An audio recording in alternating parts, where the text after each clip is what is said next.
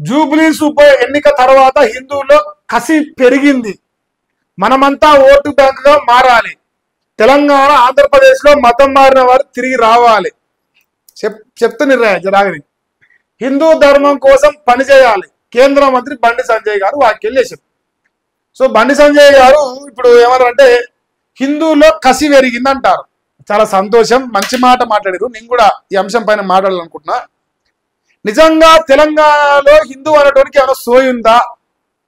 తెలంగాణలో హిందూ అనేటోనికి ఏమైనా శివుని ఎత్తురు ఉందా అనేది బండి సంజయ్ గారి ద్వారా నాకు అనిపించింది. బండి సంజయ్ గారు యావత్ తెలంగాణ ప్రజలు చూస్తుండగా ఒక మాట అన్నాడు. ఇగో కాంగ్రెస్ వాడు బీఆర్ఎస్ వాడు తుర్కోల ఓట్ల కోసం కుల్ల పెట్టుకొని అసలు ముస్లిం సోదరుడేమో పెట్టుకోడు. వీళ్ళు ముస్లింలు కాదు, వీళ్ళు సిగ్గు లేకుండా వీళ్ళు ఓట్ల కోసం రాజకీయాలు వేషాలు ఎత్తురు.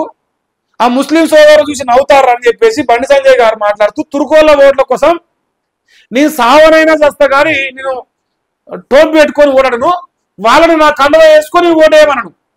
వాళ్ళ మతాన్ని వాళ్ళు ప్రేమించుకోవచ్చు, నా మతాన్ని నేను ప్రేమించుకోవచ్చు, పరస్పరం ప్రేమించుకోవడం తప్ప నేను ఓట్ల రాజకీయాలు చేయను, నేను సావనైనా చేస్తా అని చెప్పేసి మాట్లాడుతూ 1,00,000 మంది ముస్లింలు జూబ్లీస్ లో ఓటర్లు ఉంటే 3 లక్షల మంది హిందువులు అని చెప్పినాం.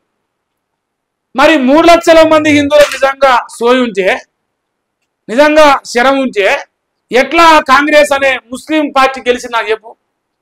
సో బండి సంజయ్ గారు చెప్పినట్టు కసి పెరగాలి, పెరిగింది కాదు పెరగాలి. బండి సంజయ్ గారు యావత్ రాష్ట్ర ప్రజలందరూ చూస్తున్నాగా బండ బూతులు తిడుతూ కాంగ్రెస్ పార్టీని విమర్శించిండు ఈ ముస్లింల ఓట్ల కోసం, వాళ్ళు చేస్తున్న నీచ రాజకీయం గురించి. అయినా సోయి లేదు హిందువులకు. కానీ ముస్లింలు మాత్రం చాలా క్లియర్ ఉన్నారు. మన పార్టీ ఏంద్రా, మన పార్టీ ఖాన్ గలీజ్ పార్టీకే ఓటేయాలి మనం, అంతే.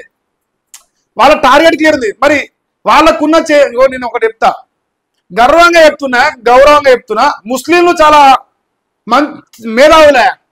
ఎందుకంటే వాళ్ళ శత్రువు ఎవరో కరెక్ట్ గా ఎంచుకొని ఓటేస్తారు, వాళ్ళ మిత్రులు ఎవరో కరెక్ట్ గా చూసుకొని ఓటేస్తారు. కానీ హిందువులు ఎంత సోయలు అంటే మన శత్రువు కాంగ్రెస్ అని తెలిసినా మనం సిగ్గు లేకుండా కాంగ్రెస్కే ఓటేస్తాం. ఈ దేశంలో కాంగ్రెస్ హిందువులను ఊచకోదలు కోసినా, హిందువులను సర్వబాధలు పెట్టినా, హిందువులను ఆయం చేసినా, ముస్లింల కోసం ఓ దేశాన్ని రాసిచ్చి పెట్టినా మనకు సిగ్గు రాదు. బండి సంజయ్ గారు చెప్పినట్టు ఎప్పుడు వస్తుంది మనల్ని? ఇప్పుడు ఆ బాంబులు ఏదో వెళ్తానే కదా, అది మన ఇంటి పైన మన పైన పేర్లు అప్పుడు చేతులు కన్నా కాకలు పట్టుకుంటే ఏం రాదు.